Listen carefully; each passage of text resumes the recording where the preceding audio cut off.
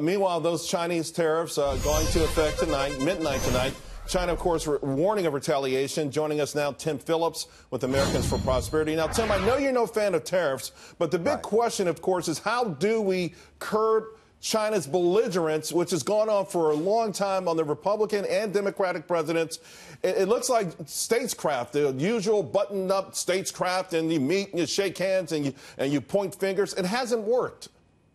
Well, the first job of any medical doctor is to do no harm to the patient, and that's a pretty good rule for politicians as well. And Donald Trump deserves so much credit, Charles, for this economy that's taking off. You just gave some of the numbers, but I'm telling you, you and I both knows that these tariffs, these trade wars will raise consumer prices on Americans. That especially hurts Americans on fixed incomes, senior citizens, a lot of blue-collar workers. They get hit hardest as prices go up. And you mentioned the Permian Basin. We need pipeline capacity. Well, the number one part of pipeline are what? Steel. We're already seeing steel prices that are 25, 35% more for rolled steel that goes into a pipeline.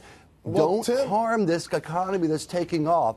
I like the approach that Mike Lee, you just mentioned Mike Lee, the Lee Davidson approach. What Mike Lee is saying, a good conservative senator, he's saying Congress ought to be a partner. The president, whether it's a president of the Democrat or Republican Party, they should not have the ability to unilaterally pick and choose winners and losers from a $15 trillion yearly economy, Charles. Well, but that's what let me just here. ask, though, let me jump in because, I mean, you're okay. What I'm asking, though, is the solution. Now, a lot of people say just now, John Layfield said we should have our European partners should be helping us. You're saying Congress should be involved. I think the American public believes that our European partners are useless, that they don't step up to the plate, that they're gutless. Listen, they don't want to get out of the Iranian deal. They're going to really help against China? Be honest about that. As far as getting Congress involved, do nothing Congress, obstructionist Congress.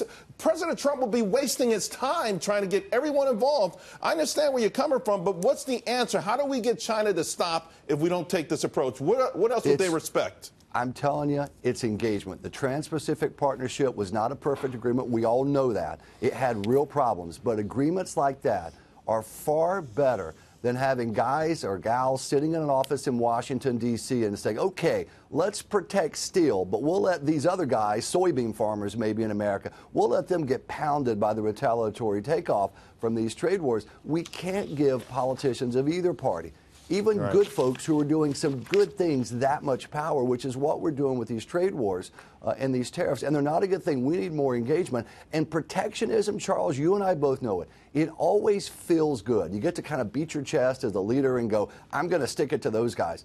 But you and I both know you're sticking it to American consumers who are going to pay higher prices. And that'll eat into the tax cut savings that so many Americans got last year.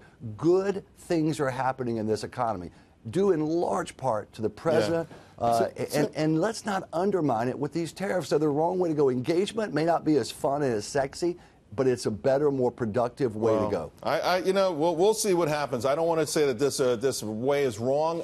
I do know that other presidents have complained, Tim, and nothing happened, and we've seen millions of jobs leave this country. Hey, we've also seen millions of jobs created by free trade and international agreements, too, Charles. Let's note that. Yeah, well, ask the average person out there whose wage hasn't gone up in 12 years. Tim, we got to leave it there, buddy. I'm sorry. I would love this conversation, and we'll get back real soon, I'm sure.